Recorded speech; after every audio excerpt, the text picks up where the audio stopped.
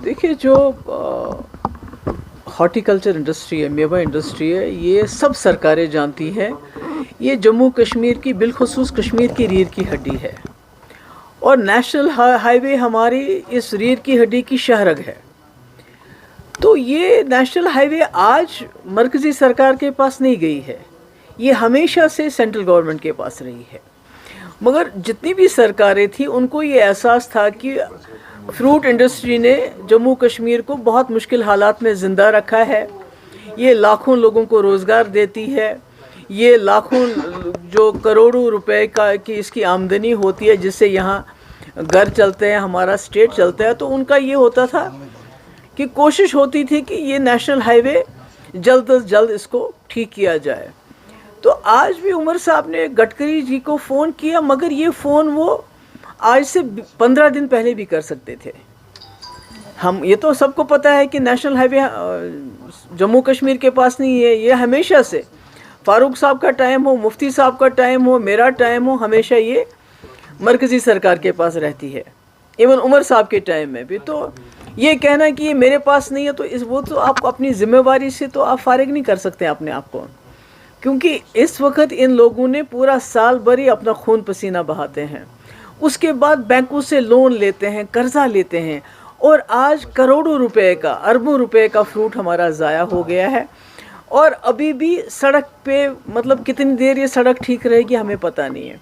इसमें जब तक यहाँ की सरकार मरकज़ी सरकार से मिलके एक्सक्लूसिव कॉरिडोर, यानी अगर शाम को अगर 6 बजे तक गाड़ियाँ अपना माल शाल भर के काजीगुंड पहुँच जाएं, और 8 बजे से लेके रात के 2 बजे तक एक्सक्लूसिव फ्रूट ट्रक्स को यहाँ से जाने दिया जाए, तभी ये इंडस्ट्री बच सकती है। बाकी ट्रेन में 2 डब्बे आपने लगा दिया तो उससे क्या कमाल हो जाएगा।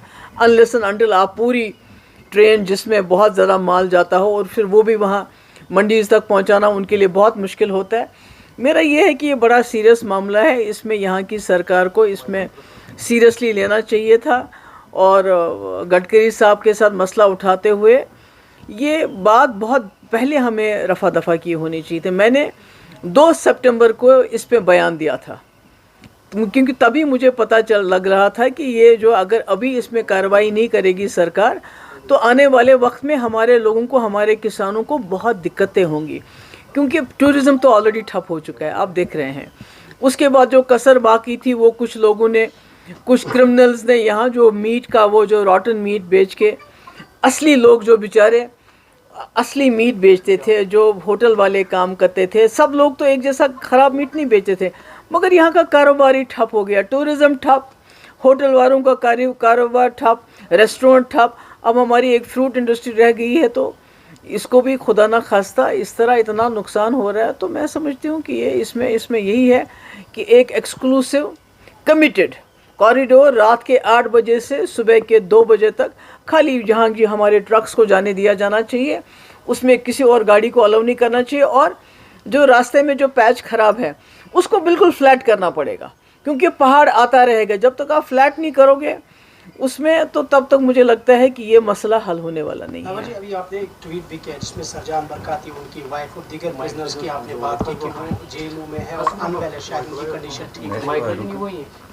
देखिए, ये जो मुझे फिर अफसोस के साथ कहना पड़ता है कि जो उमर साहब ने भी हाल ही में कहा कि मैं महराज मलिक साहब का केस लड़ने के लिए तैयार हूँ, मगर हमारे हज़ारों तादाद में हमारे जो प्रिजनर हैं वो यहाँ और मुल्क के जेलों में, उनमें से बहुत बड़ी तादाद लोगों की बीमार है। अब जो कोई थोड़ा सा नाम वाला होता है या किसी की फैमिली हमें अप्रोच करती है, हमें पता चल जाता है।